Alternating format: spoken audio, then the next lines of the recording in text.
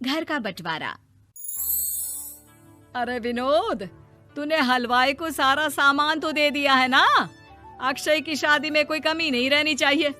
आखिर सबसे छोटा भाई है तुम सबका। हाँ माँ, आप चिंता मत करो, मैं पूरा ध्यान रखूंगा। मंगल बेटा, तूने तो कहा था कि फूल का ऑर्डर दे दिया है, यहाँ तो फूल पहुँचे ही नहीं। अब क्या बहू की विदाई के बाद फूल आएंगे?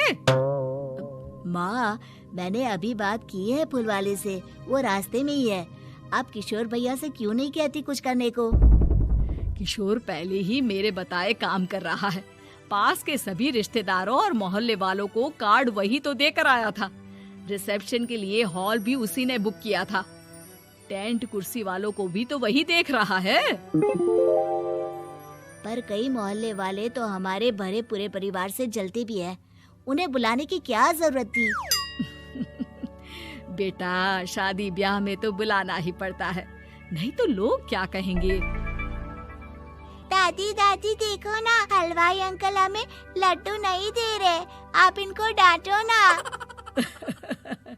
अरे चैन सुख दे देना बच्चों को लड्डू, क्यों तंग कर रहा है इन्हें? बीबी जी, मैं कहाँ मना कर रहा हूँ, लेकिन लड्डू बनते ही ये बच्चे उठा उठा कर खा लेते हैं। अरे मैं तो इन्हें थाल में रख के परोस भी नहीं पा रहा। भागो, अब कोल्ड ड्रिंक पीने चलते हैं। भागो भागो, अब कोल्ड ड्रिंक पीने चलते हैं। जैसे कि आप देख रहे हैं, आज इस घर के सबसे छोटे बेटे अक्षय की शादी है। घर में बहुत चहल पहल है। कुलभूषण की बीवी कमला को फुर्सत ही नहीं है कामों से, लेकिन कुलभूषण और घर के बाकी लोग कहाँ हैं? आइए देखते हैं। अजी, आप यहाँ आराम से बैठकर गाने सुन रहे हो और घर में अभी तक इतने काम बचे हैं करने को। अरे भाई, मेरे सबसे छोटे बेटे की शादी है, इसके बाद तो मैं अब चिंता मुक्त हो ही जाऊंगा। और फिर घर में तुम हो, बेटे बहुएं हैं, तुम लोगों के होते हुए मैं क्यों काम करूं? मैं तो शान से बेटे की शादी में जाऊंगा तैयार होकर। अरे ठीक है, अब आप आराम ही कीजिए। एक बार अभिषेक की बीवी आ जाए, फिर मैं भी आराम करूंगी और मेरी चारों बहुएं पूरे घर की जिम्मेदारियां संभाल लेगी। इतना कहकर कमला वापस अपने काम में लग जाती है। बेटा भी, तू अब तक तैयार नहीं हुआ? किससे बात कर रहा है फोन पर? तैयार कैसे हूँ? सैलून जाने से तो आपने मना किया है, क्योंकि मुझे हल्दी लग चुकी है। भाभीयों को देखो, सुबह से पार्लर में है। अक्षय की शादी हो जाती है और नंदिता बहू बनकर घर आ जाती है, लेकिन इस घर की खुशियों को मानो किसी की नजर लग गई थी। नंदिता के आने के बाद आए दिन घर की शांति भंग होती रहती। अपने माँ बाप की इकलौती बेटी को इतने बड़े परिवार की जिम्मेदारियां कहाँ संभालनी थी। अभी देखो ना, मेरे हाथों की मेहंदी भी अभी नहीं उतरी है और तुम्हारी मम्मी ने मुझे घर के कामों में लगा दिया। मैंने सोचा था कि घर की सबसे छोटी बहू होने के कारण मुझे सब पलकों पर बिठा के रखेंगे, पर यहाँ तो पलक झपकने की भी फुर्सत नहीं मिलती। देखो नंदू, शादी के पहले ही मेरे घर वालों ने तुम्हें और तुम्हारे पेरेंट्स को बता दिया था कि मैं जॉइंट फैमिली में रहता हूँ, तो फिर अब ये शिकायत क्यों? और फिर तुमसे पहले मेरी भाभी भी तो आई थी शादी करके, उन्होंने तो कभी कुछ नहीं कहा। नंदिता तब तो चुप हो जाती है, लेकिन ऐसा बहुत दिनों तक नहीं चलता।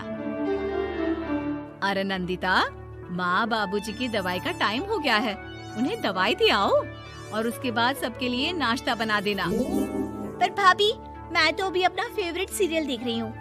प्लीज मेरी जगह आप कर लो ना ये काम। ठीक है, मैं तेरी जगह माँ बाबूजी को दवाई दे आती हूँ और नाश्ता बना लेती हूँ। तू मेरी जगह पूरे घर की डस्टिंग करके 5 बच्चों को स्कूल के लिए तैयार करके भेज देना और दोपहर का खाना बनाने के बाद कपड़े धोकर सुखा देना। उसके बाद हम दोनों मिलकर बाजार जाकर सब्जी ले आएंगे, फिर डिनर की तैयारी कर लेंगे और उसके बाद बस भाभी, मैं माँ बाबूजी को दवाई देकर सबके लिए नाश्ता बना देती हूँ। हे भगवान, ये कहाँ लाकर फंसा दिया मुझे।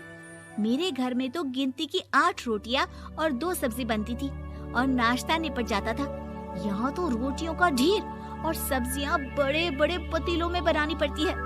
नाश्ता बनते बनते लंच का टाइम हो जाता है और लंच बनते बनते डिनर का।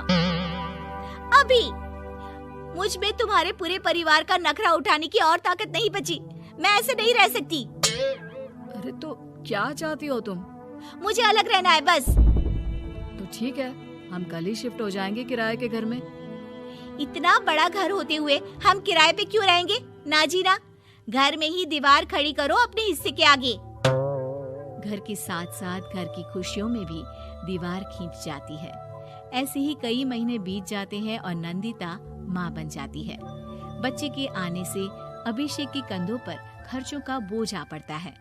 अभिषेक का बोझ कम करने के लिए नंदिता भी पार्ट टाइम जॉब कर लेती है, लेकिन इससे उसके सर पर नौकरी, घर और बच्चे की जिम्मेदारी बढ़ जाती है। नंदिता, ये क्या है? तुमने घर भी ठीक से साफ नहीं किया, ना ही मेरे कपड़े धुले हैं। चिंटू के बाल भी कटवाने जाना था, देखो उसके बाल कितने बढ़ गए हैं। अरे करती क्या हो पूरा दिन तुम? मैं करती क्या हूँ?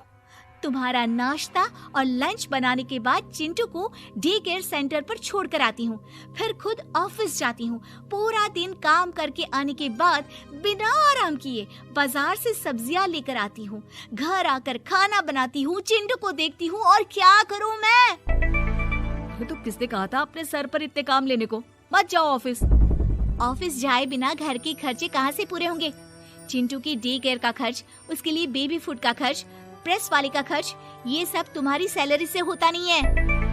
अगर परिवार से अलग नहीं होती तो इतनी मुसीबतें नहीं उठानी पड़ती तुम्हें परिवार के साथ मिलकर काम करने में दिक्कत थी, लेकिन काम तो अब भी बहुत है तुम्हारे सर पर। चिंटू को भी डे केयर भेजने की जरूरत नहीं पड़ती।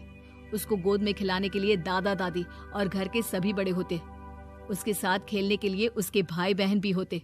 मेरे तीनों बड़े भाइयों के बच्चे भी बड़े हुए हैं, लेकिन बिना महंगा बेबी फूड खाए, क्योंकि मेरी माँ और भाभियाँ बहुत अच्छे से जानती है कि बच्चे को क्या खिलाना चाहिए। बिजली के बिल जैसे खर्चे भी सब मिलकर बांट लेते थे। लेकिन तुम्हें तो सबसे अलग रहने में ही मजा आता है, तो अब शिकायत क्यों करती हो? बस करो अभिषेक, बस करो। मैं मानती हूँ कि मैं गलत थी। मेरे एक गलत फैसले ने हमें बिल्कुल अकेला कर दिया है सबसे। एक घर में होते हुए भी हम बाकी परिवार से अजनबियों की तरह रह रहे हैं। अभिषेक और नंदिता की सारी बातें घर के बाकी लोगों को सुनाई दे रही थी। तभी कमला बोल पड़ती है। अरे नंदिता बहू, किसने कहा कि तुम अकेले हो? तुम्हारा इतना भरा पूरा परिवार है ना तुम्हारे साथ। हम तो बस ये चाहते थे कि तुम अपनी गलती समझ जाओ। अगर हम तुम्हें समझाते तो शायद तुम ना समझती, लेकिन अपनी गलती का एहसास तुम्हें खुद हो गया है, तो अब तुम समझ चुकी हो परिवार में एक साथ रहने का मोल क्या होता है। मम्मी जी, मुझे माफ कर दीजिए, अब ऐसा दोबारा कभी नहीं होगा।